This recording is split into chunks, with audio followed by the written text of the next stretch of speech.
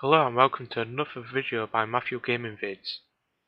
In this series I'm going to be showing you some footage from Black Temple, the first of which is High Warlord Naj'entus.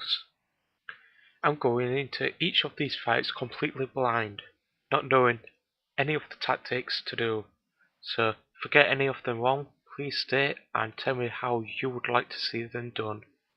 So for this boss I screwed up, as you can see, and used the things you get straight away, and so I couldn't pop the bubble when he used it.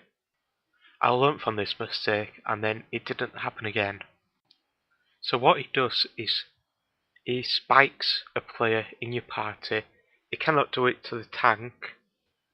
All you need to do to get your player back out is right click on the spike.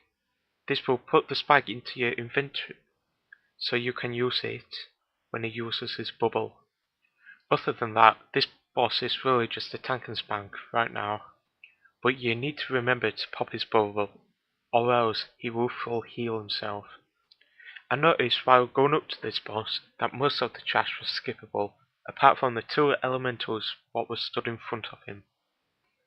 I found going back into Black Temple again in this expansion was really fun, and a lot of things have changed. What I mean by this is that most of the tactics have been thrown out the window and you can just basically nuke most bosses down as fast as possible.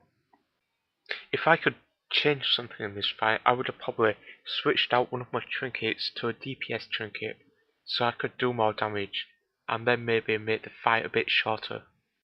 If you have deadly boss mods, it will put an icon onto the player who got spiked, which makes it a lot easier than not having a boss add-on like this. As you saw then, he had his bubble up for a couple of seconds and already healed a bit. This boss also does something else, but really shouldn't be bothered about. What it is if you stood next to somebody in about a 10-yard range, it does an AoE ability that may do some damage to people in that radius of you. This really isn't a challenge at all, and you should just ignore it and stand close to somebody. If you're too many like me, just stand next to the person you're tanking with and just right click the spike every single time it comes out. We are coming up to the end of this fight now, and really, for the amount of time it took us to kill him, I reckon the loot were very good. To get to this boss, all you need to do is go up 2 ramps. If you are in need of the rep from these guys, I suggest you kill all the monsters in this dungeon, but really, it's not really necessary with the amount of bosses in this place, the amount of rep you get from each boss, and then the trash that you need to kill. This boss dropped a total of 250 gold, and it split between us 125 gold each, and then we got 2 epics.